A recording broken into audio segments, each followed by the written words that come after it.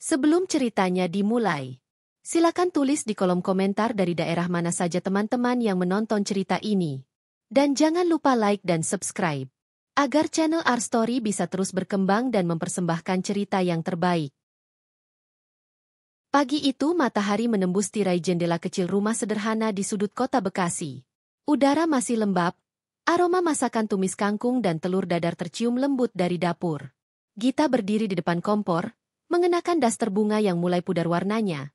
Wajahnya lembut dan teduh meski mata terlihat lelah karena tidur hanya 3 jam semalam. Di tangannya, sendok kayu terus mengaduk masakan dengan hati-hati. Sesekali ia menatap jam dinding yang berdetak pelan. "Dik, sarapannya hampir siap," katanya pelan sambil tersenyum, meski suaranya sedikit serak. Diki, suaminya, duduk di ruang tamu kecil yang sekaligus menjadi ruang makan. Ia sibuk dengan ponselnya, jarinya lincah mengetik sesuatu. Sesekali tersenyum kecil, seolah sedang berbicara dengan seseorang yang membuatnya bahagia. Gita tidak melihat itu, ia hanya berpikir bagaimana caranya membuat pagi suaminya terasa hangat. Ia menata meja makan dengan rapi, menaruh piring nasi, sambal, dan segelas teh hangat di depan Diki. "Cepat dimakan, nanti telat lagi. Aku buatkan teh manis kesukaan kamu," ucapnya sambil duduk di seberang. Diki menatap makanan itu sekilas, kemudian berkata datar, "Iya, nanti. Aku lagi baca pesan penting dari kantor." Gita hanya mengangguk, menatap wajah suaminya dengan rasa sayang yang tetap sama seperti 5 tahun lalu saat mereka menikah. Ia tahu, pekerjaannya di perusahaan besar itu membuat Diki sibuk. Ia tahu, tekanan pekerjaan tinggi bisa membuat orang jadi dingin. Tapi entah mengapa, akhir-akhir ini sikap Diki bukan sekadar dingin, melainkan terasa jauh dan asing. Setelah sarapan, Diki bergegas ke kamar, mengganti pakaian dengan kemeja biru muda yang sudah disetrika oleh Gita sejak semalam. Gita memperhatikannya diam-diam, senyum kecil muncul di bibirnya. "Ganteng banget, kayak dulu waktu pertama kali kita ketemu," gumamnya pelan. Diki menoleh singkat. "Apa? Ngomong apa tadi?" "Enggak, cuma bilang kamu kelihatan rapi," jawab Gita dengan senyum malu. Diki hanya mengangguk, tanpa ekspresi berarti. Ia menyemprotkan parfum dan merapikan rambutnya dengan sisir logam kecil. Lalu ia mengambil tas kerjanya. Gita bergegas menghampiri dan menyiapkan bekal dalam wadah plastik kecil. "Ini bekalnya. Aku buat ayam goreng kesukaan kamu. Jangan lupa dimakan, ya?" Namun Diki malah menolak halus. "Ah, enggak usah, Git. Di kantor ada catering. Nanti malah ribet bawa-bawa." Senyum Gita perlahan memudar, tapi ia tetap menahan diri. "Oh, iya, baiklah. Tapi nanti jangan lupa makan, ya?" "Ya," jawab Diki singkat, sebelum keluar dari rumah tanpa sempat menatap istrinya lagi. Gita berdiri di depan pintu, menatap punggung suaminya yang menjauh dengan langkah tergesa. Setiap pagi selalu seperti ini, sepi, sunyi, dan menyisakan ruang kosong di dadanya. Ia menghela napas panjang, lalu menutup pintu dengan perlahan. Rumah mereka kecil, hanya 2 kamar, 1 ruang tamu, dan dapur yang menyatu dengan ruang makan.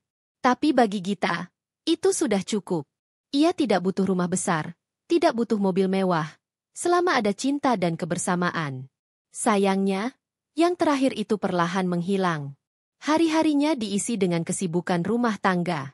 Mencuci, menyapu, menjemur pakaian, lalu bekerja dari rumah membantu usaha online kecil-kecilan milik sahabatnya, Rani.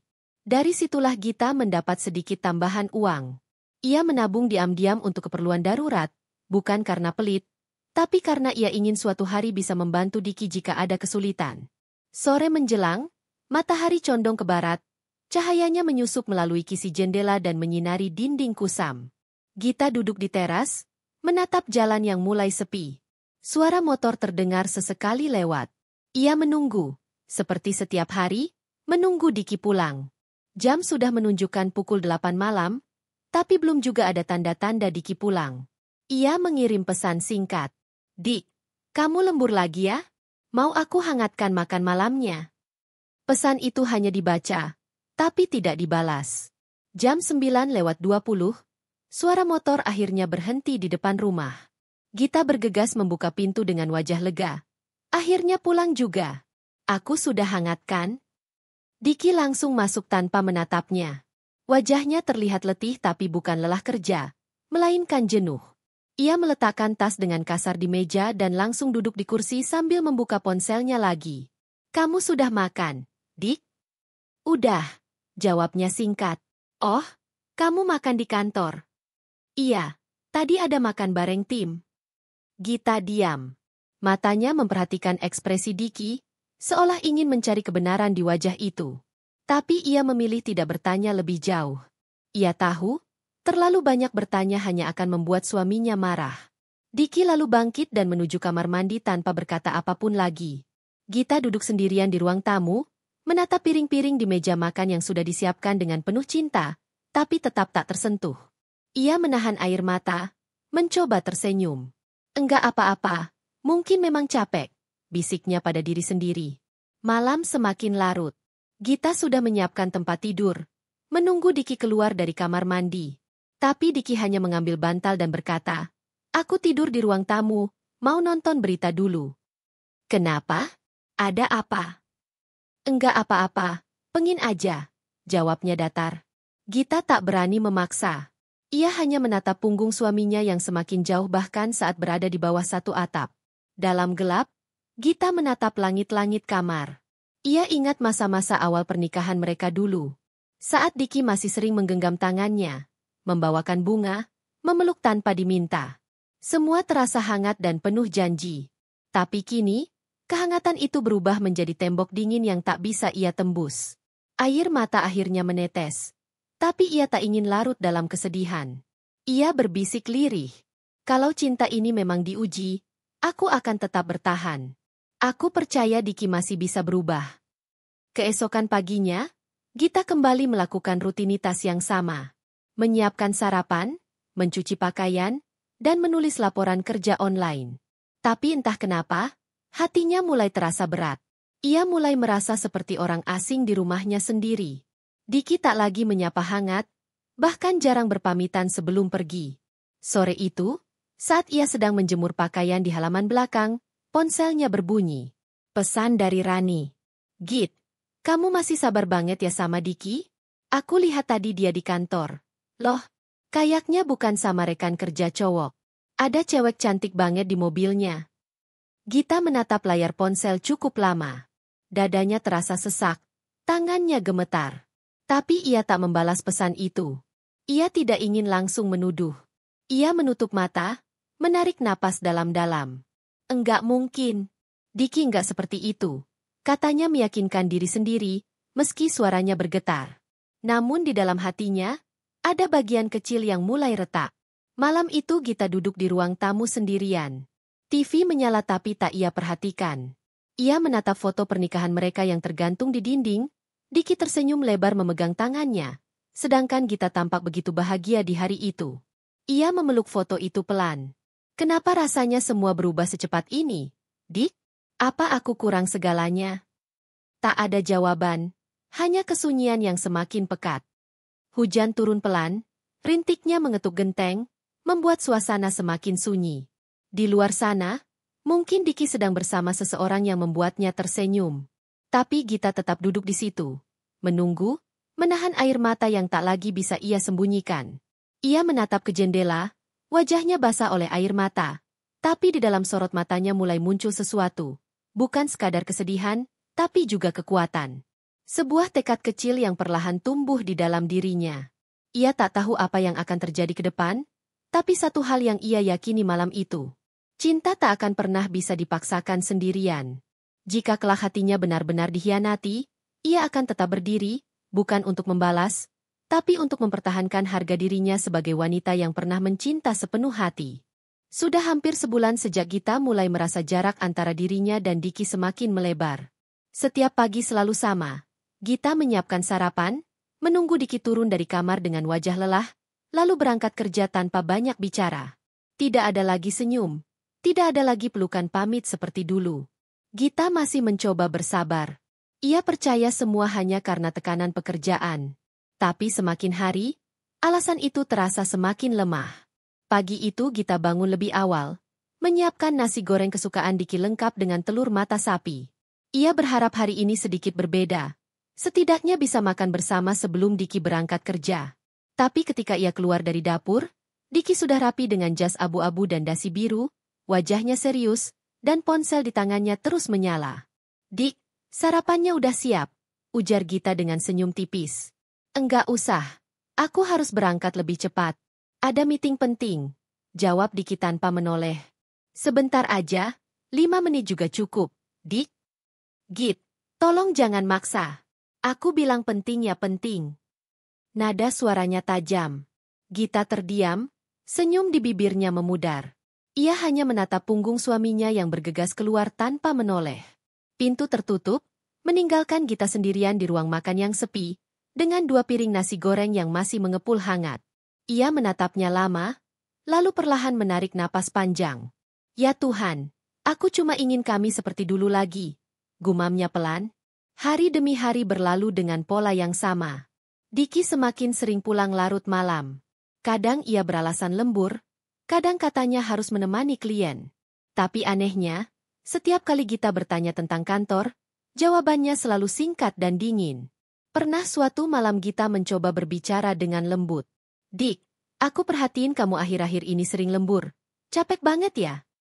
Diki menatapnya sekilas sambil menyalakan rokok di teras. "Ya, namanya kerja, Git. Kalau nggak mau capek ya jangan kerja." "Aku tahu, cuma aku khawatir. Kamu jarang makan teratur, tidur juga kurang." "Udahlah, jangan diomongin. Aku tahu urusanku sendiri." Jawaban itu seperti pisau dingin yang menusuk hati Gita perlahan. Ia tidak membalas, hanya mengangguk kecil. Di dalam dadanya, ada rasa sesak yang tak bisa ia jelaskan. Beberapa hari kemudian, Gita sedang mencuci pakaian di belakang rumah saat ponsel Diki yang tertinggal di meja ruang tamu berbunyi. Nada deringnya berbeda dari biasanya, terdengar lembut seperti lagu cinta. Gita sempat ragu untuk melihat, tapi rasa penasaran lebih kuat. Ia hanya ingin memastikan tidak ada hal buruk. Layar ponsel menyala, menampilkan nama, Siska Hati Merah 2. Gita menatap nama itu lama, seolah waktu berhenti. Ada detak aneh di dadanya, cepat dan menyakitkan. Ia tahu nama itu. Siska adalah nama yang pernah disebut Rani, wanita cantik di kantor Diki. Pesan yang muncul membuat tubuhnya kaku. "Jangan lupa makan siang ya, sayang. Aku udah bawain bekal buat kamu Hati Merah 2. Gita menjatuhkan ponsel itu di meja. Napasnya tersengal. Matanya mulai berair. Tapi ia menahan diri agar tidak menangis. Ia menggigit bibir, mencoba berpikir jernih. "Enggak, mungkin cuma salah kirim, mungkin cuma rekan kerja," katanya pelan, meyakinkan diri sendiri. Ketika Diki pulang malam itu, Gita berusaha menanyakan dengan hati-hati. "Dik, hari ini ada yang namanya Siska di kantor kamu, ya?" Diki menatapnya cepat, lalu mengalihkan pandangan. "Kenapa nanya begitu?" "Aku cuma dengar dari temanku, katanya kamu sering bareng sama dia." "Teman kamu ngapain ngomongin aku?" "Jangan percaya omongan orang. Siska itu rekan kerja. Udah, jangan bahas hal nggak penting." "Tapi..." "Udah, Git," suara Diki meninggi. "Kamu tuh selalu curigaan. Enggak capek apa mikirin hal yang nggak jelas?" Gita tercekat. Air matanya hampir jatuh. Tapi ia menahannya mati-matian. "Maaf, aku cuma khawatir," katanya pelan. "Kalau khawatir, jangan ganggu aku dengan pertanyaan yang enggak perlu. Aku kerja keras juga buat kita." Setelah itu Diki berlalu ke kamar, meninggalkan Gita di ruang tamu dengan wajah pucat. Malam itu Gita tidak bisa tidur. Ia menatap langit-langit, mendengar suara detak jam yang terasa lambat dan berat. Di benaknya terus terulang nama itu, Siska.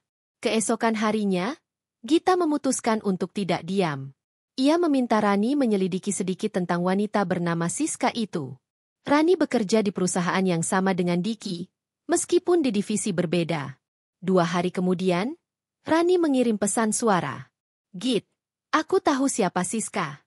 Dia sekretaris baru di divisi Diki. Cantik banget, dandanan selalu rapi, suka banget deketin cowok-cowok. Banyak yang bilang dia penggoda. Aku pernah lihat dia pulang bareng Diki beberapa kali." Pesan itu membuat jantung Gita berdegup kencang. Ia tidak langsung menjawab. Tangannya gemetar, Tubuhnya terasa dingin. Ia memejamkan mata, berharap semua itu hanya salah paham.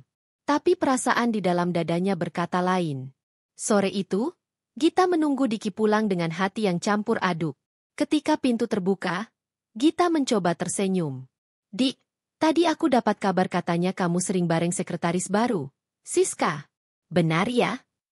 Diki menatap tajam. Kamu nyuruh siapa buat nyelidikin aku? Enggak nyelidikin, aku cuma khawatir. Git, aku capek kerja seharian, tolong jangan bikin masalah. Kalau kamu nggak percaya, terserah. Aku nggak mau terus-terusan dicurigain. Suara Diki meninggi lagi, membuat Gita terdiam. Air matanya menetes tanpa ia sadari. Maaf, Dik, aku nggak bermaksud. Udah, aku mau istirahat. Pintu kamar dibanting. Gita berdiri di ruang tamu, menangis dalam diam. Ia mulai merasa asing dengan rumahnya sendiri. Hari-hari berikutnya menjadi lebih berat. Diki semakin jarang di rumah. Gita beberapa kali mencoba menelepon, tapi sering tidak dijawab. Kadang hanya dibaca, kadang bahkan tidak dibuka. Suatu malam, ketika Diki tertidur di sofa, ponselnya kembali bergetar. Kali ini Gita melihat pesan masuk dari nomor yang sama. Kamu tadi keren banget di rapat. Sayang, aku nggak bisa berhenti mikirin kamu. Tangannya gemetar. Ia menatap wajah Diki yang tertidur di sofa dengan ekspresi tenang, seolah tak berdosa. Air matanya jatuh lagi, menetes di ujung dagu. Ia ingin marah, tapi suaranya tercekat. Ia hanya bisa memandangi suaminya yang dulu begitu ia cintai kini berubah menjadi sosok asing. Keesokan paginya, Gita memutuskan untuk diam. Ia tidak akan lagi bertanya. Ia hanya ingin tahu seberapa jauh Diki akan pergi. Dalam diamnya, ia mulai memperhatikan hal-hal kecil. Parfum baru Diki, baju yang lebih sering disetrika sendiri, dan wajahnya yang selalu berseri setiap kali melihat ponsel. Suatu sore, Diki pulang lebih awal dari biasanya. Gita sedikit senang. Kamu pulang cepat, Dik? Ada kabar baik. Iya. Kantor lagi santai. Oh ya, baguslah. Aku buatkan teh ya. Diki mengangguk, lalu duduk di ruang tamu sambil membuka ponsel. Gita masuk ke dapur, dan saat keluar, ia melihat Diki tersenyum sambil menatap layar. Ada yang lucu, Dik? Enggak. Boleh aku tahu? Siapa yang bikin kamu senyum gitu? Git, tolong ya, jangan mulai lagi. Diki berdiri, suaranya meninggi. Aku capek terus ditanya begini. Kamu tuh kenapa sih? Enggak punya kegiatan lain selain ngurusin aku. Ucapan itu menghantam hati Gita keras sekali. Ia menatap suaminya dengan mata berkaca-kaca. Aku cuma pengen tahu kamu masih bahagia sama aku atau enggak. Diki mendengus, aku enggak mau bahas itu sekarang. Ia lalu keluar dari rumah, menutup pintu dengan keras. Gita menatap pintu yang tertutup itu lama, lalu perlahan berjalan ke kamarnya. Ia duduk di tepi ranjang, menggenggam ponsel dan membuka foto-foto lama mereka berdua. Semua tampak indah. Tawa, perjalanan, janji. Tapi kini, semua hanya kenangan. Malam itu Gita menatap wajahnya di cermin. Mata sembab, wajah pucat, tapi di balik itu ada sesuatu yang mulai tumbuh. Sebuah pertanyaan kecil di hatinya. Apakah cinta yang tulus harus selalu menelan sakit seperti ini? Ia tidak tahu jawabannya. Tapi yang jelas, sejak malam itu Gita tidak lagi memandang Diki dengan perasaan yang sama. Ia masih mencintai, tapi bersamaan dengan itu, ia juga mulai merasa kehilangan sesuatu yang dulu membuat hidupnya hangat, kepercayaan. Dan di dasar hatinya yang remuk, perlahan tumbuh niat untuk mencari kebenaran, apapun risikonya. Hari itu, udara terasa berat bagi Gita. Langit Jakarta yang biasanya cerah kini diselimuti mendung pekat. Dari balik kaca jendela ruang tamu rumah sederhana mereka, Gita memandangi jalan yang basah oleh gerimis. Ia menunggu Diki pulang. Sudah 2 jam lewat dari biasanya. Tapi tak ada kabar, tak ada pesan, tak ada suara motor di depan rumah. Biasanya, Diki akan memberi kabar meski hanya pesan singkat. Tapi belakangan, semuanya berubah. Ponselnya sering tak aktif. Alasannya selalu sibuk rapat, dan kadang pulang dalam keadaan wangi parfum wanita yang asing di hidung Gita. Malam itu, Hati Gita tak tenang. Ada sesuatu yang terasa salah, tapi ia menolak untuk berpikir buruk. Ia percaya, mungkin Diki memang sedang kelelahan atau terjebak lembur. Namun, rasa penasaran terus menggerogoti pikirannya. Gita mengambil ponselnya, membuka aplikasi pelacak yang dulu mereka pasang bersama hanya untuk berjaga-jaga. Diki pernah bilang itu hal lucu dan manis, tapi kini peta kecil di layar itu membuat jantung Gita berdegup kencang. Titik lokasi Diki tidak berada di kantor seperti biasanya. Ia berada di sebuah restoran mewah di pusat kota. Hatinya bergetar. Apa yang dia lakukan di sana malam-malam begini? Gumamnya. Dengan langkah tergesa, Gita mengenakan jaket dan mengambil kunci motor. Hujan masih rintik-rintik, namun ia tak peduli. Jalanan licin, angin malam dingin, tapi dorongan di hatinya lebih kuat dari rasa takut. Sekitar 30 menit kemudian, ia sampai di depan restoran tersebut. Lampu-lampu mewah berkilauan, dan suara musik lembut terdengar dari dalam. Gita memarkir motornya agak jauh, lalu berjalan perlahan mendekat. Dari balik kaca besar, ia melihat pemandangan yang membuat tubuhnya seketika lemas. Di meja pojok, duduk Diki, suaminya, bersama seorang wanita muda berpenampilan glamor. Wanita itu mengenakan gaun merah menyala, rambutnya terurai indah, bibirnya merah pekat. Ia tertawa manja sambil menyentuh tangan Diki. Diki terlihat tersenyum bahagia. Ia tak tampak seperti pria yang sedang lelah bekerja. Ia tampak seperti seseorang yang sedang jatuh cinta. Air mata Gita mengalir tanpa bisa ditahan. Kakinya gemetar, tubuhnya kaku. Ia ingin berlari, ingin berteriak, tapi suaranya tak keluar. Wanita itu, yang nanti Gita tahu bernama Siska, tampak begitu percaya diri. Ia bersandar di bahu Diki sambil sesekali menyuapkan makanan ke mulutnya. Gita hanya berdiri di balik kaca, menjadi saksi dari kehancuran hatinya sendiri. Setelah beberapa menit yang terasa seperti seabad, Gita mundur perlahan. Ia tak kuat lagi melihat pemandangan itu. Di luar, hujan semakin deras. Ia berjalan lunglai ke motornya, air mata bercampur dengan air hujan di wajahnya. Sesampainya di rumah, Gita hanya bisa duduk di lantai ruang tamu. Ia menatap kosong ke arah dinding. Jadi ini alasannya kamu berubah, Dik? Bisiknya lirih. Malam itu ia tak bisa tidur. Pikirannya dipenuhi bayangan Diki dan wanita itu. Ia mencoba menenangkan diri, mencoba berpikir jernih. Tapi semakin dipikir, semakin sesak rasanya dada. Keesokan paginya, Diki pulang. Wajahnya terlihat segar. Senyumnya seolah tak ada beban. Ia bahkan masih sempat bersiul kecil. Maaf ya, Git. Kemarin lembur banget. Ada proyek tambahan, katanya santai. Gita menatapnya lama. Ia ingin marah, ingin menampar wajah itu, tapi bibirnya keluh. Ia hanya tersenyum tipis. Oh, iya, aku ngerti.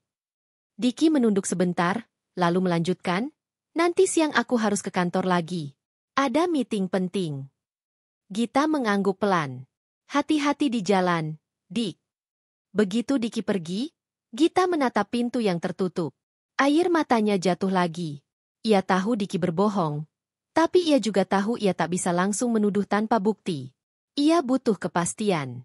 Beberapa hari kemudian, Gita memutuskan untuk datang diam-diam ke kantor Diki. Ia berpura-pura mengantarkan makanan, seperti istri yang perhatian. Saat tiba di depan gedung kantor, hatinya berdebar kencang. Namun saat ia melangkah ke dalam, seorang resepsionis muda menyambut dengan senyum ragu. Ibu mencari siapa? Saya mau ketemu Pak Diki.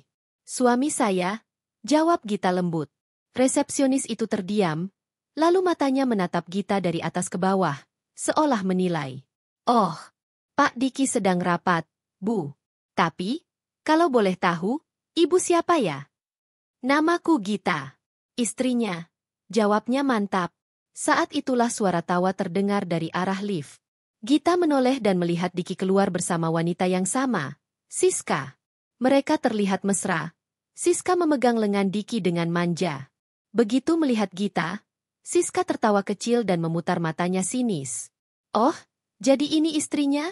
Katanya dengan nada merendahkan. Diki tampak kaget. Wajahnya pucat. Gita. Kamu ngapain ke sini? Gita hanya menatapnya dengan mata berkaca-kaca. Aku cuma mau nganter makan siang buat kamu. Dik, aku pikir kamu belum makan. Siska mendengus pelan. Wah, perhatian banget ya. Tapi, kayaknya kamu salah tempat. Ini kantor, bukan dapur rumah. Nada suaranya tajam, membuat beberapa karyawan menoleh. Gita menunduk, menahan air mata. Diki menggenggam lengan Siska pelan. Siska, udah, jangan begitu. Tapi wanita itu hanya tersenyum sinis. Aku cuma kasihan aja. Istrimu masih sempat nganter makanan, padahal suaminya udah nggak butuh itu lagi. Gita menatap mereka berdua lama, lalu meletakkan kotak bekal di meja depan. Makanlah, Dik. Aku masak kesukaanmu. Suara Gita bergetar, tapi matanya penuh luka. Ia berbalik pergi sebelum air matanya jatuh di depan semua orang. Begitu keluar dari gedung, tangisnya pecah. Dunia seolah runtuh. Malam itu, ia menulis di buku catatannya, tempat ia biasa mencurahkan isi hati. Cinta yang aku jaga dengan setia ternyata hanya dianggap lelucon. Aku yang selalu menunggu di rumah, yang percaya tanpa ragu, justru menjadi orang yang paling bodoh di dunia ini. Gita tak tahu, hari itu hanyalah awal dari penghinaan yang jauh lebih dalam. Karena setelah itu, Siska bukan hanya akan merebut suaminya, tapi juga berani menginjak harga dirinya di depan semua orang di kantor yang sebenarnya, milik Gita sendiri. Hari itu, pagi terasa begitu berat bagi Gita. Setelah kejadian di kantor beberapa hari lalu, ia masih belum bisa melupakan tatapan merendahkan Siska dan ekspresi gugup Diki. Semua itu seperti duri yang terus menusuk jantungnya setiap kali ia mengingatnya. Namun, meski hatinya hancur, Gita tetap mencoba beraktivitas seperti biasa. Ia tahu menangis tidak akan memperbaiki apapun. Ia tetap memasak, menyiapkan sarapan, mencuci baju, dan membereskan rumah seperti hari-hari sebelumnya. Tapi di dalam diamnya, ada luka yang tak bisa disembuhkan hanya dengan waktu. Diki kini semakin jarang pulang. Alasannya selalu sama. Lembur, meeting malam, proyek besar, presentasi investor. Gita hanya bisa tersenyum hambar setiap kali mendengarnya. Ia tahu semua itu kebohongan, tapi masih ada sedikit harapan di hatinya bahwa suatu hari Diki akan sadar dan kembali. Suatu pagi, Gita menerima telepon dari kantor. Suara di seberang terdengar sopan namun ragu. Selamat pagi, Bu Gita. Ini dari bagian administrasi perusahaan Diki. Kami ingin mengonfirmasi soal laporan yang Ibu tanda tangani minggu lalu. Boleh kami bertemu hari ini? Gita terdiam. Ia tidak ingat menandatangani laporan apapun, tapi ia memang memiliki wewenang penuh sebagai pemilik sah perusahaan. Sesuatu yang tak pernah ia tunjukkan kepada siapapun, bahkan kepada Diki. Ia memang sengaja menyembunyikan identitas itu demi menguji ketulusan cinta suaminya. Iya, saya akan datang, jawab Gita tenang. Beberapa jam kemudian, Gita datang ke gedung perusahaan dengan pakaian sederhana. Blus putih polos dan rok hitam panjang, tanpa make-up mencolok. Tak ada yang tahu siapa dirinya sebenarnya.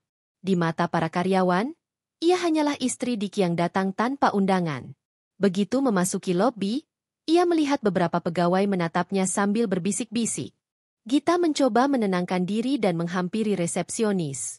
Saya mau bertemu bagian administrasi, katanya pelan. Resepsionis itu mengangguk, lalu menekan interkom. Namun sebelum ia sempat melanjutkan, terdengar suara langkah sepatu tinggi mendekat. Suara itu disertai aroma parfum mahal, aroma yang sama yang pernah Gita cium di baju Diki. Siska muncul dengan langkah angkuh, mengenakan setelan blazer merah menyala yang kontras dengan kulitnya yang cerah. Senyum sinis terpancar dari wajahnya. Oh, kamu lagi-lagi datang ke sini? Ujarnya sambil menyilangkan tangan di dada. Gita menatapnya tenang, meski dadanya bergetar. Saya ada urusan dengan bagian administrasi. Siska tertawa kecil. Administrasi? Di sini bukan tempat orang luar datang sembarangan. Tahu? Ini perusahaan besar, bukan pasar tradisional. Beberapa karyawan mulai memperhatikan mereka. Gita berusaha menjaga wibawa, tapi setiap kata yang keluar dari mulut Siska terasa seperti cambuk. Aku tahu kamu siapa, lanjut Siska dengan nada merendahkan. Istri Diki. Kan? Wanita kampungan yang cuma bisa masak dan nyuci di rumah. Duh, kasihan banget. Diki itu sekarang udah beda level, Git. Kamu nggak cocok buat dia. Gita menunduk. Air matanya hampir jatuh. Tapi ia menahannya sekuat tenaga.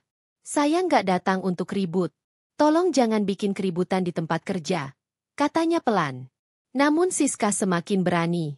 Ia melangkah lebih dekat, menatap Gita dari kepala hingga kaki. Lihat penampilan kamu. Jelek, lusuh, nggak punya selera. Kamu itu pantasnya jadi pembantu, bukan istri direktur. Aku heran Diki bisa tahan sama kamu selama ini. Kata-kata itu menusuk lebih tajam daripada pisau.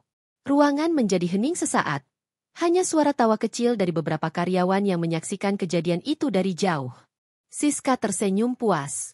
Makanya, Git, kalau mau datang ke kantor ini, dandan dikit. Jangan bikin malu Diki. Atau, jangan-jangan kamu cuma pengen ngemis perhatian, ya? Gita menggigit bibir bawahnya, menahan tangis. Ia ingin berteriak, ingin membalas, tapi ada sesuatu yang menahannya. Harga dirinya berkata, biarkan, nanti semua akan terbalas dengan sendirinya. Dengan suara gemetar, Gita berkata, saya datang bukan untuk kamu hina. Saya hanya ingin menyelesaikan urusan saya. Siska mendengus dan berbalik. Kalau begitu, jangan lama-lama di sini. Bau keringatmu bisa merusak aroma kantor ini. Beberapa orang tertawa pelan. Gita menunduk, lalu berjalan pelan menuju ruang administrasi.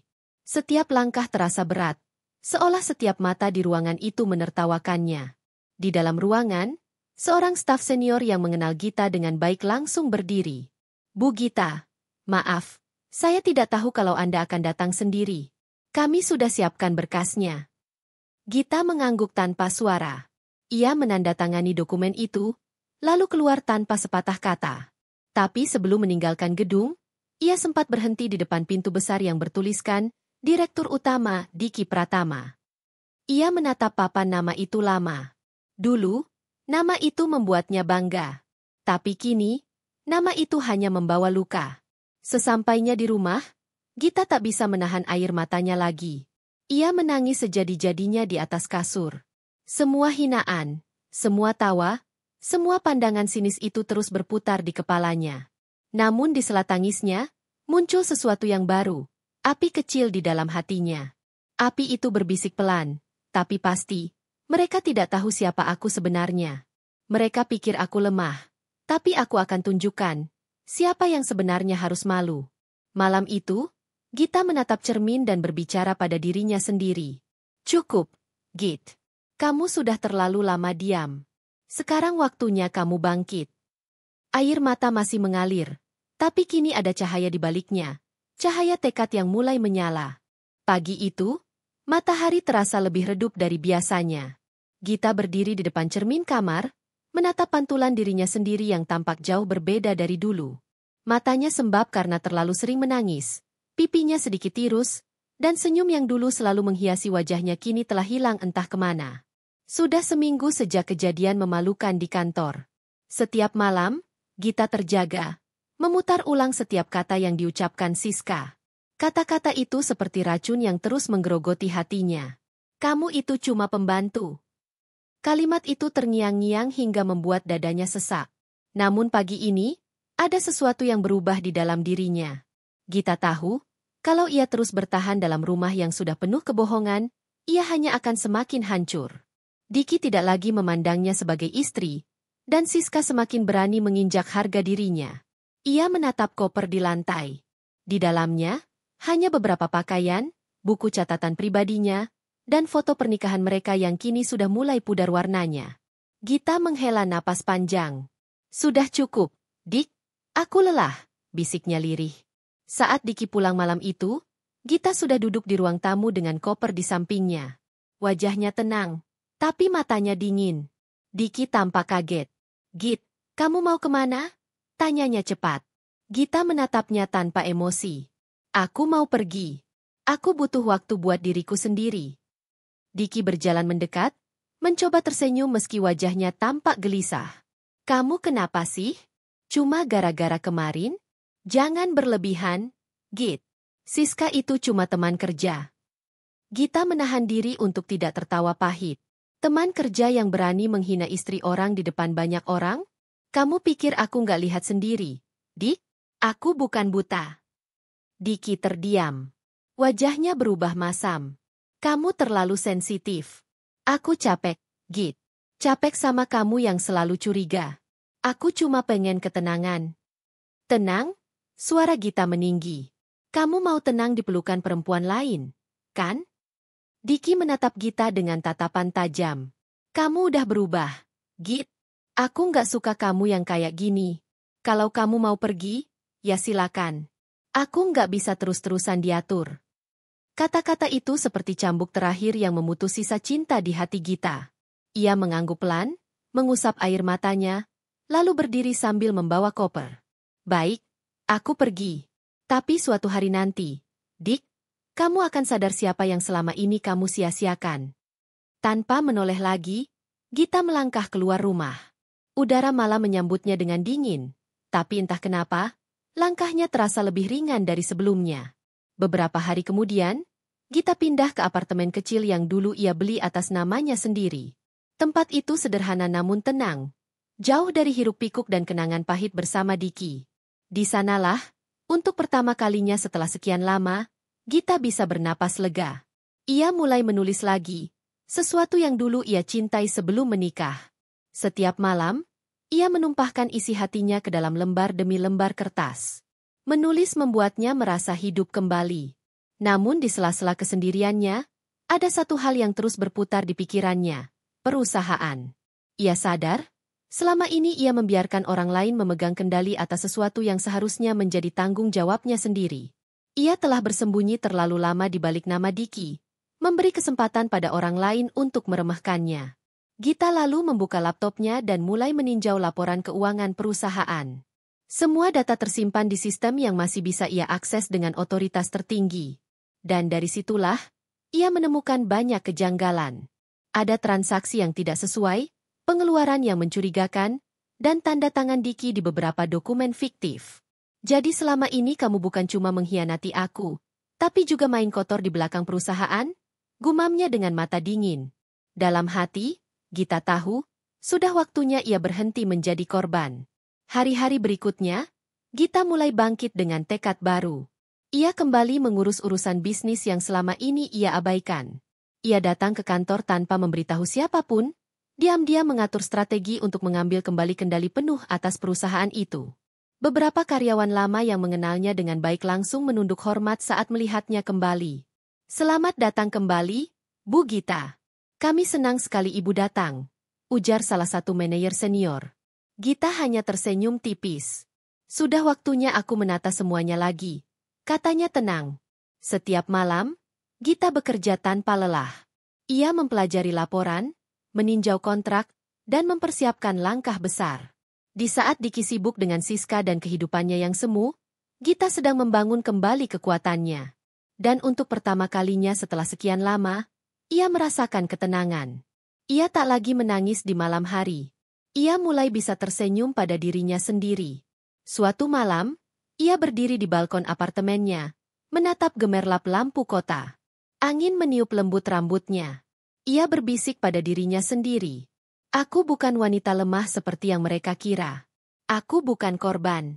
Aku akan bangkit, dan aku akan tunjukkan siapa Gita sebenarnya. Api semangat itu kini benar-benar menyala. Luka di hatinya memang belum hilang, tapi dari luka itu lahir kekuatan baru. Kekuatan yang akan membalikan keadaan dan membuat semua orang yang pernah meremehkannya menunduk malu. Dan di kejauhan sana, tanpa mereka sadari, badai besar sedang disiapkan Gita untuk menghancurkan kedok Diki dan Siska yang selama ini berdiri di atas kesombongan dan kebohongan. Sudah 2 minggu sejak Gita meninggalkan rumah. Di apartemen barunya yang sederhana namun rapi, ia mulai membangun kembali kehidupannya dari nol. Tidak ada lagi tangisan di malam hari, tidak ada lagi menunggu seseorang yang tidak akan pulang. Kini, hanya ada dirinya, dan tekad kuat yang perlahan tumbuh menjadi kekuatan luar biasa. Setiap pagi, Gita duduk di meja kecil di dekat jendela, menyeruput kopi sambil menatap layar laptop. Di depannya, bertumpuk laporan keuangan dan dokumen perusahaan yang dulu ia serahkan sepenuhnya pada Diki. Ia mempelajarinya satu persatu, mencari celah, mengamati setiap angka dan tanda tangan. Dan dari sanalah, semuanya mulai jelas. Diki telah mengubah arah keuangan perusahaan, memindahkan sebagian aset ke rekening pribadi, dan melibatkan Siska dalam proyek-proyek fiktif. Semua itu dilakukan tanpa sepengetahuan direksi lain, karena mereka percaya Diki adalah tangan kanan dari pemilik perusahaan yang tidak pernah muncul, yakni dirinya sendiri, Gita. Wajah Gita tak lagi menunjukkan kesedihan. Tatapannya kini tajam, dingin, penuh perhitungan. Jadi begini caramu menghancurkan kepercayaanku, Dik? Baiklah, sekarang aku yang akan menulis akhir ceritanya. Gumamnya lirih. Ia mengambil ponsel, menghubungi sekretaris pribadinya yang dulu sangat loyal. Halo, Rara? Ini aku, Bu Gita. Suara di seberang terdengar terkejut. Bu Gita. Ya Tuhan, Ibu kemana saja? Kami semua mencarimu. Banyak hal yang kacau di kantor sejak Ibu menghilang. Aku tahu. Tolong siapkan semua dokumen legal tentang struktur kepemilikan perusahaan. Aku mau meninjau ulang semuanya. Ucap Gita tenang tapi tegas. Baik, Bu. Tapi, apa Ibu akan kembali ke kantor? Gita tersenyum kecil. Belum sekarang. Aku akan kembali saat waktunya tiba. Aku ingin mereka kaget saat melihat siapa yang sebenarnya mereka hina. Beberapa hari berikutnya, Gita sibuk mengatur rencana. Ia memanggil pengacara pribadi, menyiapkan revisi kontrak, dan menyusun bukti-bukti penyalahgunaan dana oleh Diki dan Siska. Ia juga berkoordinasi diam-diam dengan dewan direksi yang masih setia padanya. Semua disusun dengan hati-hati, tanpa meninggalkan jejak. Suatu sore, Gita duduk di ruang kerja kecil di apartemennya. Lampu meja menerangi wajahnya yang serius. Ia memandangi foto lamanya bersama Diki yang kini tergeletak di meja. Dulu aku mencintaimu sepenuh hati, katanya pelan. Tapi kamu balas dengan pengkhianatan. Sekarang, aku akan balas bukan dengan air mata, tapi dengan kehancuran yang akan kamu buat sendiri. Ia menutup foto itu dan menyimpannya di dalam laci. Mulai hari itu, tidak ada lagi Gita yang lemah. Yang ada hanyalah wanita cerdas yang tahu bagaimana menegakkan harga diri tanpa berteriak. Malam itu, Gita menerima undangan rapat besar perusahaan dari salah satu anggota dewan. Rapat itu dijadwalkan untuk membahas keuangan perusahaan dan evaluasi proyek. Diki, sebagai direktur operasional, akan memimpin rapat itu bersama beberapa investor baru, termasuk Siska yang kini diangkat menjadi manajer pemasaran. Gita menatap layar undangan itu lama, lalu tersenyum samar. Waktu yang tepat hampir datang. Ia kemudian menyiapkan segala sesuatu dengan matang. Ia meminta pengacaranya mempersiapkan surat resmi, menyiapkan dokumen sah kepemilikan saham mayoritas yang selama ini disimpannya, dan memeriksa semua laporan keuangan yang bisa mengguncang reputasi Diki. Di sela rencananya, Gita tak lupa memperbaiki dirinya sendiri. Ia mulai menjaga penampilan, memperbaiki gaya bicara, dan melatih kepercayaan diri yang dulu hilang. Ia tahu, ketika hari itu tiba, ia harus tampil bukan sebagai wanita yang tersakiti, tapi sebagai pemimpin sejati. Setiap kali ia berdiri di depan cermin, ia berbicara pada dirinya sendiri. Kamu bukan korban, Git. Kamu adalah pemilik segalanya. Kamu hanya berpura-pura lemah agar tahu siapa yang benar-benar tulus. Sekarang waktunya untuk menunjukkan siapa kamu sebenarnya. Beberapa hari sebelum rapat besar, Gita kembali ke salon tempat langganannya dulu. Rambutnya dirapikan, wajahnya dirias lembut, dan pakaian yang ia pilih bukan lagi sederhana seperti dulu. Ia memilih setelan elegan berwarna biru tua, tegas namun tetap berkelas. Tatapannya di cermin kini bukan lagi milik wanita yang pernah dipermalukan. Tatapan itu milik seorang wanita yang siap membalas, bukan dengan amarah, tapi dengan bukti dan kekuasaan. Ketika malam turun, Gita berdiri di balkon apartemennya, menatap langit Jakarta yang penuh cahaya lampu. Angin malam berhembus lembut, membawa aroma kebebasan dan kekuatan baru. Ia mengeluarkan ponsel dari tasnya dan menulis pesan singkat pada Rara. Pastikan semua direksi hadir di rapat besok. Aku akan datang. Pesan dikirim. Seketika, rasa gugup bercampur dengan semangat memenuhi dadanya. Ia tahu, besok adalah awal dari bab baru. Bab di mana semua luka yang pernah ia tanggung akan menemukan balasannya.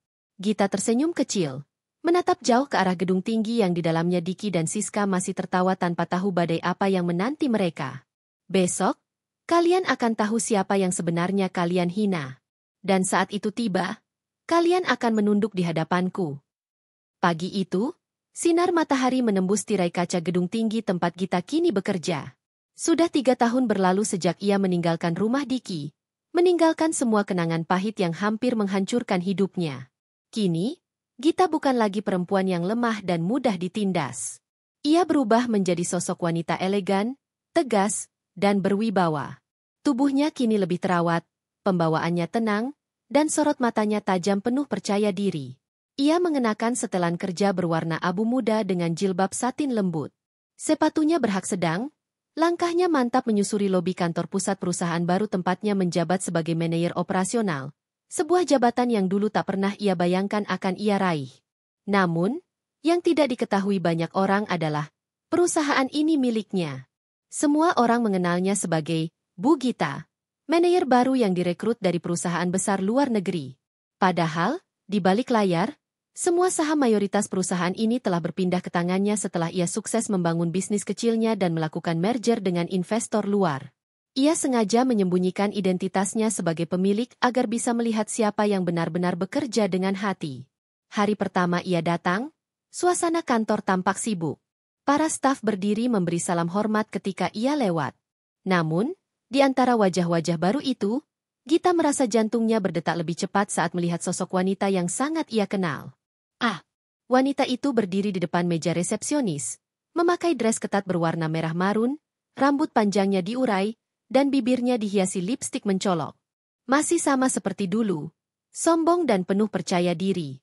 Siska kini menjadi staf administrasi di bagian pemasaran. Ia tampak berbicara dengan nada tinggi kepada karyawan lain, memamerkan perhiasan di tangannya, seolah semua orang di tempat itu harus tunduk padanya. Gita berhenti sejenak. Ada rasa sesak di dada melihat wajah yang dulu merebut kebahagiaannya.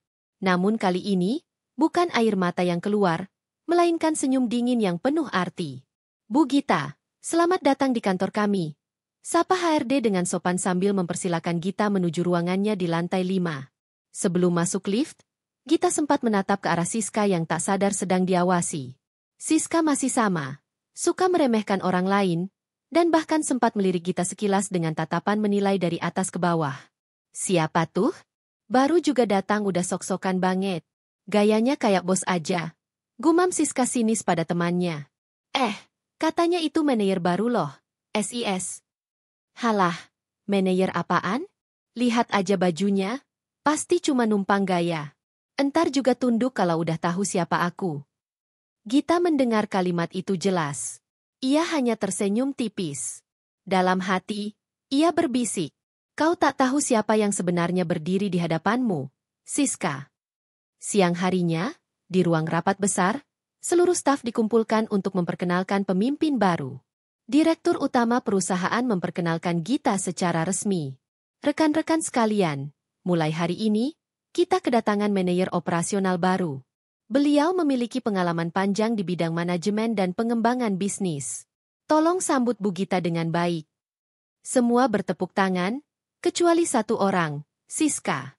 Ia justru memutar bola matanya, lalu berbisik ke temannya di sebelah. Paling juga pura-pura berpengalaman. Orang kayak gitu biasanya cuma numpang tenar. Gita berdiri di depan, memperkenalkan diri dengan tenang dan penuh percaya diri. Terima kasih atas sambutannya. Saya harap kita bisa bekerja sama dengan baik. Saya percaya bahwa tim yang solid bisa membawa perusahaan ini semakin maju. Nada suaranya lembut tapi berwibawa. Semua orang tampak kagum dengan caranya berbicara, kecuali Siska yang malah merasa terganggu dengan kehadiran wanita yang menurutnya terlalu sempurna. Beberapa hari kemudian, Siska mulai menunjukkan sikap tidak sopan. Ia sering mengabaikan instruksi dari Gita, bahkan beberapa kali bersikap sinis di depan karyawan lain. Bu, ini laporan yang ibu minta, kata Gita suatu pagi sambil memberikan berkas. Siska hanya melirik sekilas, lalu menaruhnya di meja dengan kasar. Udah, taruh aja. Saya lagi sibuk. Lagian, kenapa ibu yang repot-repot ngurusin hal kecil kayak gini? Biasanya kan bawahan yang ngerjain. Karyawan lain menahan napas. Semua tahu Gita adalah atasan mereka, tapi Siska seolah sengaja mencari gara-gara. Gita menatapnya tanpa emosi. Saya hanya ingin memastikan semua berjalan lancar. Tapi kalau kamu merasa terganggu, tak apa. Saya bisa tugaskan orang lain. Nada suaranya tenang, tapi tajam. Namun Siska malah terkekeh kecil. Heh, gaya banget. Sok jadi bos. Jangan-jangan ibu cuma numpang posisi di sini ya? Aku tahu, wanita kayak ibu tuh biasanya cuma menang di omongan doang. Gita tidak membalas. Ia hanya berjalan pergi dengan kepala tegak. Tapi di dalam hatinya, ia sudah mencatat semuanya. Setiap kata, setiap hinaan, akan menjadi bagian dari pelajaran hidup yang ia balas dengan cara yang tidak pernah Siska bayangkan. Malam harinya, Gita duduk di ruang kerjanya yang sepi. Ia membuka laptop dan memeriksa laporan saham perusahaan. Nama Siska muncul dalam daftar karyawan kontrak sementara.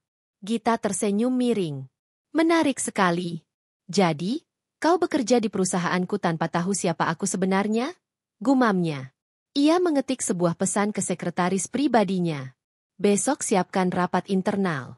Saya ingin evaluasi kinerja seluruh staf, termasuk bagian administrasi. Hari berikutnya, suasana kantor berubah. Semua orang tampak tegang. Siska yang biasanya berlenggak-lenggok kini sedikit gugup, karena mendengar kabar bahwa manajer akan melakukan evaluasi besar-besaran. Namun, saat pintu ruang rapat terbuka, bukan rasa takut yang pertama muncul di wajah Siska, melainkan keterkejutan yang luar biasa. Di dalam ruangan, selain para staf, hadir pula pemilik utama perusahaan yang ternyata adalah Gita sendiri. Siska ternganga, wajahnya pucat, matanya membulat tak percaya. Gita? Mau? Bu Gita? Katanya terbata. Gita hanya menatapnya tenang sambil berkata, "Selamat datang di perusahaan milikku, Siska. Aku harap, mulai sekarang kau bisa belajar menghargai orang lain sebelum tahu siapa dia sebenarnya." Ruangan itu hening. Semua mata tertuju pada Siska yang kini tak bisa menutupi rasa malunya. Dan itulah awal dari balasan perlahan yang sudah Gita rencanakan dengan sangat matang. Hari itu, suasana kantor terasa berbeda dari biasanya. Udara pagi yang biasanya hangat kini terasa dingin dan menegangkan. Para karyawan sudah mengetahui kabar besar. Perusahaan akan mengadakan rapat evaluasi besar-besaran yang dipimpin langsung oleh Bu Gita, manajer operasional baru yang ternyata juga pemilik perusahaan. Namun hanya sedikit orang yang tahu siapa yang akan menjadi pusat perhatian dalam rapat itu. Dan orang itu adalah Siska. Siska berdiri di depan cermin di toilet wanita, memoles lipstiknya dengan tangan bergetar. Wajahnya pucat. Matanya bengkak karena semalam tak bisa tidur. Tidak mungkin. Nggak mungkin dia pemiliknya. Gumamnya sendiri, menatap bayangannya dengan rasa takut bercampur malu. Ia ingat betul bagaimana ia pernah menghina Gita di depan banyak orang, memanggilnya dengan sebutan, pembantu sokaya. Bahkan pernah menertawakannya karena dianggap kampungan. Ia bahkan belum sempat meminta maaf. Tapi kini semuanya sudah terlambat. Dengan langkah gemetar, Siska melangkah menuju ruang rapat. Semua staf sudah duduk rapi ketika Gita masuk. Ia mengenakan setelan formal berwarna hitam dengan jilbab abu lembut. Tatapannya tenang namun berwibawa. Saat ia berjalan masuk, semua berdiri memberi salam hormat. Semua kecuali Siska, yang masih menunduk dengan tangan menggenggam erat bolpoin di pangkuannya. "Baik, kita mulai." Suara Gita terdengar tegas. "Hari ini kita akan membahas hasil evaluasi kinerja masing-masing departemen. Saya harap semua bisa menerima hasil dengan lapang dada." Ia membuka laptop dan menampilkan laporan di layar besar. Semua tampak serius. Namun di tengah pembahasan, Gita tiba-tiba berhenti di satu nama. Bagian administrasi. Suasana langsung senyap. Semua mata tertuju pada Siska yang kini sudah mulai menggigit bibirnya.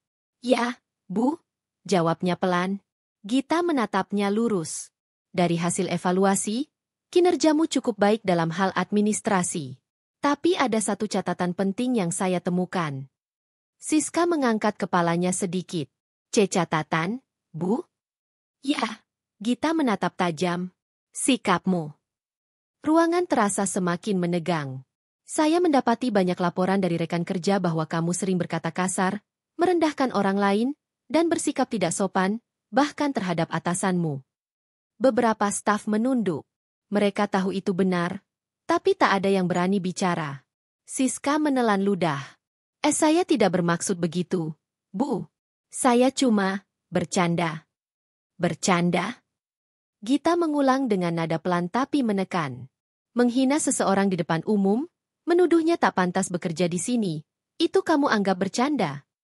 Wajah Siska makin pucat. Ia tak bisa menjawab. Gita melanjutkan, aku tahu persis bagaimana rasanya direndahkan, Siska. Tapi yang tidak kamu tahu, dunia ini berputar. Orang yang kamu hina hari ini mungkin saja orang yang akan menentukan masa depanmu besok. Kalimat itu menampar keras harga diri Siska. Ia menunduk, air matanya mulai menetes. Tapi Gita belum selesai. Dan aku ingin kamu tahu satu hal, katanya pelan tapi tajam. Kamu menghina wanita yang kamu sebut tidak pantas dengan pacarmu. Padahal pacarmu itu adalah suamiku dulu. Semua orang di ruangan itu sontak terkejut. Suara bisik-bisik langsung terdengar di antara kursi-kursi. Siska mendongak dengan wajah terkejut. Apa? Gita menatapnya dalam. Ya, Diki, pria yang dulu kamu bangga-banggakan itu suamiku. Suami yang kamu rebut dengan cara yang kotor. Aku meninggalkan dia bukan karena kalah, tapi karena aku tahu Tuhan punya cara untuk menunjukkan kebenaran. Siska menutup mulutnya. Air matanya mengalir deras. Ia tak sanggup membantah, karena semua itu benar. Dan sekarang, lanjut Gita, aku berdiri di sini bukan untuk membalas dendam dengan cara yang hina. Aku hanya ingin kau merasakan sedikit saja dari rasa malu yang dulu kau berikan padaku. Gita memalingkan wajah ke arah staf HRD. Mulai hari ini, Siska saya nonaktifkan sementara dari posisi administratif. Ia akan mengikuti pelatihan ulang tentang etika kerja dan perilaku profesional. Kalau setelah itu masih mengulang kesalahan yang sama, kita akan pertimbangkan pemutusan kontrak. Siska langsung menangis. Bu Gita, saya mohon. Saya menyesal, saya nggak tahu. Gita menatapnya tenang. Menyesal itu baik, Siska. Tapi jangan jadikan itu alasan untuk menghapus apa yang pernah kau lakukan. Pelajari kesalahanmu. Jadikan ini awal yang baru. Ruangan kembali hening. Tak ada yang berani bicara. Semua menatap Gita dengan kagum, bukan hanya karena kekuasaannya, tapi karena ketegasannya yang tetap dibalut kelembutan. Setelah rapat usai, sebagian karyawan keluar dengan wajah lega. Namun Siska masih duduk terpaku di kursinya. Matanya sembab, menatap kosong ke arah meja. Tiba-tiba Gita berdiri dan menghampirinya. Siska, katanya lembut. Aku tidak membencimu. Aku cuma ingin kamu belajar menghargai orang. Dunia kerja itu bukan tentang siapa yang paling cantik atau paling kaya, tapi siapa yang paling punya hati. Siska menatap Gita dengan mata merah. Kenapa? Kenapa ibu masih baik sama saya setelah semua yang saya lakukan? Gita tersenyum kecil. Karena aku pernah di posisimu. Dulu aku juga pernah sombong. Pernah menganggap rendah orang lain. Tapi hidup menamparku keras. Dan aku belajar, kesombongan hanya membuat kita kehilangan segalanya. Siska menunduk, menangis pelan. Saya minta maaf, Bu, sungguh saya minta maaf. Gita menepuk bahunya perlahan. Tidak apa. Mulai lagi dari awal. Aku tahu kamu punya kemampuan, cuma hatimu saja yang perlu diperbaiki. Beberapa hari kemudian, suasana kantor berubah drastis. Siska menjadi lebih pendiam dan sopan. Ia tak lagi berbicara sombong seperti dulu. Banyak rekan yang mulai menghargainya karena ia benar-benar berubah. Sementara Gita, meski sudah menunjukkan jati dirinya sebagai pemilik perusahaan, tetap rendah hati. Ia selalu datang pagi, menyapa setiap karyawan dengan senyum ramah, bahkan sering membantu pekerjaan staf junior. Namun kabar mengenai pertemuan mengejutkan itu mulai menyebar keluar kantor. Termasuk sampai ke telinga Diki. Suatu sore, ketika Gita keluar dari gedung, sebuah mobil hitam berhenti di depan pintu. Dari dalam keluar Diki dengan wajah lusuh, pakaian seadanya, dan mata sayu penuh penyesalan. Ia menatap Gita lama, seperti tak percaya melihat wanita yang dulu pernah ia rendahkan kini berubah menjadi sosok yang begitu kuat dan terhormat. Gita, katanya pelan. Aku mau minta maaf. Namun sebelum Gita sempat menjawab, Siska yang juga keluar dari lobi melihat kejadian itu dari kejauhan, dan air matanya jatuh lagi. Kali ini bukan karena malu, tapi karena benar-benar sadar betapa dalamnya luka yang pernah ia ciptakan. Dan hari itu menjadi awal penghinaan yang berbalik. Dulu, Gita yang diinjak dan direndahkan. Kini, orang-orang yang menertawakannya justru menunduk malu di hadapannya. Tapi yang paling menyakitkan bagi mereka bukan karena kehilangan jabatan, bukan karena hancurnya reputasi, melainkan karena mereka sadar, wanita yang mereka hina ternyata jauh lebih berharga dari apapun yang pernah mereka kejar. Sore itu, langit Jakarta tampak kelabu. Awan menggantung berat di atas gedung-gedung tinggi yang mulai diselimuti kabut hujan. Di depan gedung perusahaan milik Gita, suasana tiba-tiba berubah ketika sebuah mobil hitam berhenti mendadak di depan lobi. Dari dalam, seorang pria turun dengan langkah gontai, Diki. Tubuhnya tampak lebih kurus, wajahnya pucat, dan matanya memerah seperti kurang tidur. Pakaian yang ia kenakan jauh dari kesan rapi seperti dulu, hanya kemeja lusuh dengan celana kusut. Ketika ia berdiri di bawah payung kecil yang dibawa satpam, matanya langsung tertuju pada sosok wanita yang keluar dari pintu utama dengan langkah anggun dan tegas, Gita. Sudah 3 tahun lebih ia tidak melihat wajah itu secara langsung. Dan saat ia melihatnya sekarang, dada Diki terasa sesak, seolah semua kenangan masa lalu berdesakan keluar tanpa izin. Gita tampak begitu berbeda. Matanya lebih tajam, pembawaannya berwibawa, dan setiap langkahnya menggambarkan kekuatan yang dulu tak pernah ia lihat. Gita, suara Diki bergetar. Gita menghentikan langkahnya. Ia menoleh perlahan, dan untuk beberapa detik, mereka hanya saling menatap dalam diam. Hujan mulai turun perlahan, membasahi trotoar, menambah suasana sendu di antara mereka. Diki, ucap Gita pelan, datar. Sudah lama.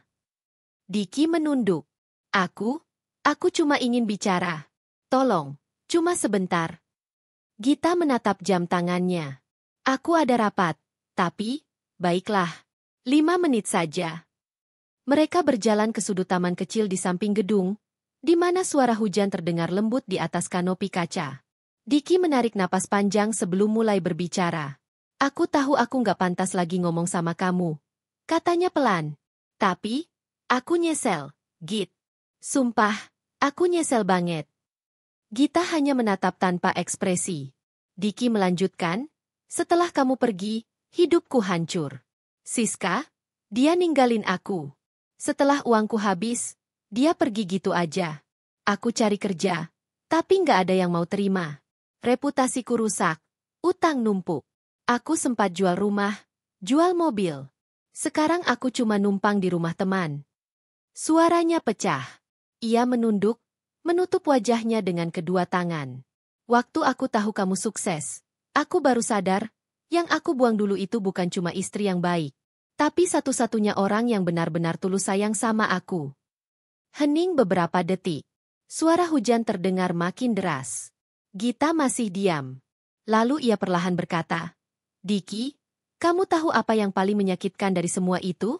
Bukan saat aku ditinggalkan, bukan saat aku dihina, tapi saat aku sadar kamu tidak pernah benar-benar melihat aku sebagai manusia yang berharga. Diki menatapnya dengan mata merah. Aku sadar sekarang, Git. Aku salah besar. Aku bodoh. Tidak, jawab Gita pelan. Kamu bukan cuma bodoh. Kamu juga egois. Kamu pikir cinta itu bisa diukur dari harta dan kecantikan. Kamu pilih Siska karena dia bisa membuatmu terlihat hebat di depan orang lain. Tapi sekarang lihat, apa yang tersisa? Diki terdiam. Hujan mengguyur tubuhnya, tapi ia tak peduli. Ia hanya menatap wanita yang dulu begitu ia remehkan. Aku cuma mau minta maaf, Git. Aku nggak minta kamu balikan. Aku cuma pengen kamu tahu aku menyesal. Aku pengen kamu maafin aku. Gita menghela napas panjang. Aku sudah memaafkanmu sejak lama, Diki. Tapi bukan karena aku masih peduli. Aku memaafkanmu supaya aku bisa hidup tenang tanpa beban dendam. Tatapan Gita lembut, tapi tajam seperti pisau. Kamu boleh menyesal, tapi hidup tetap berjalan. Penyesalanmu nggak akan mengubah apapun. Yang bisa kamu lakukan sekarang cuma memperbaiki dirimu sendiri, bukan berharap masa lalu kembali. Diki terisak. Ia ingin bicara lagi, tapi tak ada kata yang keluar. Gita menatapnya sebentar, lalu melangkah pergi perlahan. Namun sebelum ia benar-benar masuk ke gedung, Diki bersuara lagi, Suaranya parau penuh emosi.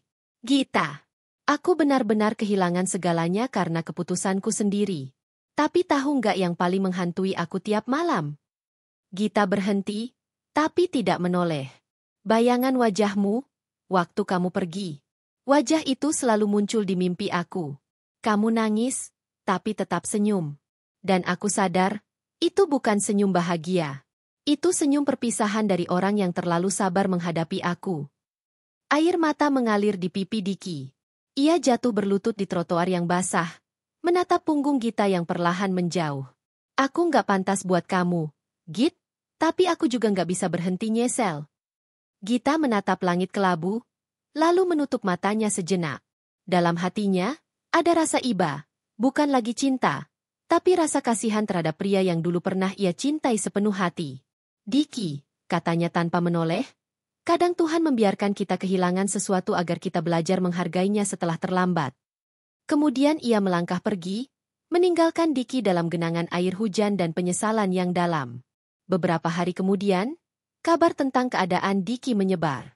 Ia dipecat dari pekerjaannya karena ketahuan menggelapkan dana kecil perusahaan tempatnya bekerja sementara. Siska, yang sempat bekerja di perusahaan Gita, akhirnya mengundurkan diri karena malu dan memilih pindah keluar kota. Namun hidup mereka tak pernah sama lagi. Siska jatuh miskin, bekerja di butik kecil dengan gaji pas-pasan, sementara Diki sakit-sakitan karena stres dan kelelahan mental. Malam demi malam, Diki hanya bisa menatap foto lama mereka, foto pernikahannya dengan Gita. Dalam foto itu, Gita tersenyum tulus, dan Diki tampak bahagia. Tapi kini senyum itu hanya jadi pengingat tentang apa yang telah ia hancurkan dengan tangannya sendiri. Ia berbicara pada foto itu setiap malam. Andai waktu bisa diulang, aku nggak akan pernah ninggalin kamu, Git. Namun waktu tak pernah bisa kembali. Dan bagi Diki, penyesalan itu menjadi hukuman paling berat. Karena ia harus hidup dengan bayangan wanita yang dulu ia rendahkan, tapi kini berdiri jauh di atasnya, tak terjangkau oleh apapun. Di sisi lain, Gita berdiri di jendela ruang kantornya, menatap hujan yang turun perlahan. Wajahnya tenang, tapi matanya menyiratkan kesedihan yang dalam. Ia tidak pernah berniat membalas dendam untuk menghancurkan siapapun. Ia hanya ingin membuktikan bahwa tidak ada yang pantas dihina, tidak ada yang pantas diremehkan hanya karena penampilan atau keadaan. Hidup telah memberinya luka, tapi juga kekuatan.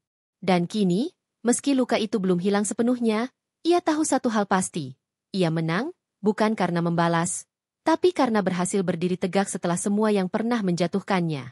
Hujan di luar semakin deras, menutup suara kota yang bising. Dan di balik kaca itu, Gita menatap ke langit sambil berbisik pelan.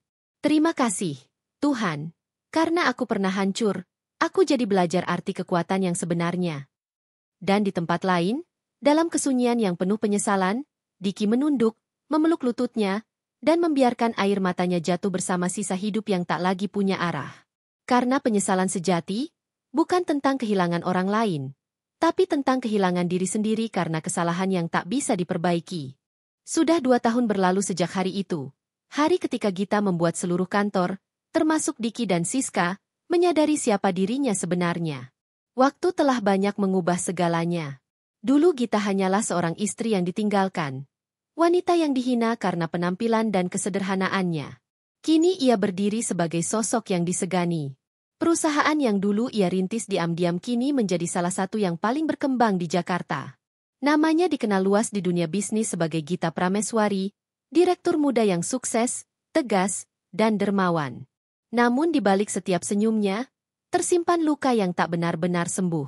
Pagi itu, Gita berdiri di balkon kantor barunya di lantai 15. Pandangannya menerawang jauh, memandangi langit Jakarta yang cerah. Di tangannya, secangkir kopi hitam mengepul lembut. Senyumnya tipis, tapi matanya masih memendam kesedihan yang tenang. Terkadang kemenangan pun tak bisa menghapus luka, gumamnya lirih. Suara langkah seseorang mendekat dari belakang. Bu Gita, tamu yang ibu tunggu sudah datang, ujar sekretarisnya lembut. Gita menoleh perlahan. Baik, suruh masuk. Detik itu juga, 2 sosok yang dulu menghancurkan hidupnya melangkah masuk. Diki, pria yang pernah ia cintai dengan sepenuh hati, kini tampak jauh berbeda. Wajahnya pucat, tubuhnya kurus, dan matanya menyiratkan penyesalan yang dalam. Siska di sebelahnya menunduk malu, penampilannya jauh dari dulu yang angkuh dan glamor.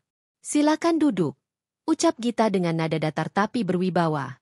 Mereka berdua duduk dengan canggung. Tak ada keberanian menatap matanya. "Gita?" Diki memecah keheningan. "Aku tahu aku tak pantas datang ke sini, tapi aku cuma ingin meminta maaf." Gita menatapnya lama, tanpa ekspresi. "Maaf?" ulangnya pelan. "Ya, aku menyesal. Aku bodoh. Aku hancurkan orang yang paling tulus mencintaiku. Aku pikir Siska akan membawa kebahagiaan, tapi ternyata semua hanya kepalsuan." Siska menggigit bibirnya, air mata menetes. Aku juga minta maaf, Gita. Aku malu dengan semua yang kulakukan padamu." Ruangan itu hening sejenak. Gita menarik napas panjang. "Dulu kalian menghinaku di depan banyak orang. Kalian bilang aku tak pantas berdiri di samping Diki. Aku cuma pembantu. Tapi lihatlah sekarang dunia berputar." Suara Gita tenang, namun setiap katanya menusuk seperti pisau dingin. "Aku tidak butuh kalian berlutut atau memuja. Aku hanya ingin kalian belajar. Jangan pernah menghina seseorang karena kalian mengira dia lemah. Tuhan punya cara yang lebih indah untuk membalas semua luka." Diki menunduk dalam. Ia ingin berbicara, tapi suaranya tercekat. "Gita, aku kehilangan segalanya. Perusahaan bangkrut, rumah dijual, dan aku tidak punya apa-apa lagi. Aku cuma ingin kau tahu, aku benar-benar menyesal." Siska hanya menangis diam-diam. Gita menatap mereka lama. Ada bagian kecil dalam dirinya yang masih ingin marah. Tapi jauh di dalam hati, ia hanya merasa lelah. "Kalian tidak perlu lagi datang ke sini," katanya akhirnya. "Aku sudah memaafkan kalian, tapi bukan berarti aku akan melupakan semuanya." Ia berdiri dari kursinya, tegap, anggun, dan berwibawa. "Sekarang, pergilah. Jalani hidup kalian. Aku punya banyak hal yang harus kulakukan." Mereka berdua bangkit, dan sebelum melangkah pergi, Diki menatapnya sekali lagi. "Terima kasih, Gita. Aku harap kau bahagia," katanya lirih. Gita hanya mengangguk. "Aku sudah bahagia, Diki. Bukan karena berhasil membalas kalian, tapi karena aku akhirnya bisa berdiri tanpa membenci." Setelah mereka pergi, Gita kembali menatap jendela. Jakarta tampak ramai, penuh kehidupan. Di bawah sana, mungkin masih banyak wanita seperti dirinya dulu. Sederhana, setia, tapi sering diremehkan. Ia tersenyum tipis. Kini ia tahu, kekuatan terbesar bukanlah membalas dendam dengan kemarahan, tapi bangkit dengan harga diri yang utuh. Langkahnya pelan menuju ruang rapat, di mana timnya menunggu. Ia bukan lagi Gita yang menangis di pojok rumah karena suaminya berselingkuh. Ia kini adalah Gita Prameswari, perempuan yang berhasil melewati badai dan tetap berdiri. Namun, saat semua orang menatapnya dengan kagum, jauh di dalam dadanya, ada sepotong kecil hati yang masih berdarah. Bukan karena Diki atau Siska, tapi karena ingatan tentang dirinya yang dulu pernah sangat mencintai dan sangat disakiti.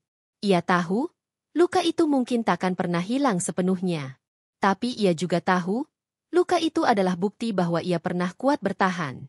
Gita menarik napas panjang dan tersenyum lemah. "Waktu menyembuhkan segalanya," katanya dalam hati. Dan untuk pertama kalinya dalam hidupnya, ia benar-benar merasa damai.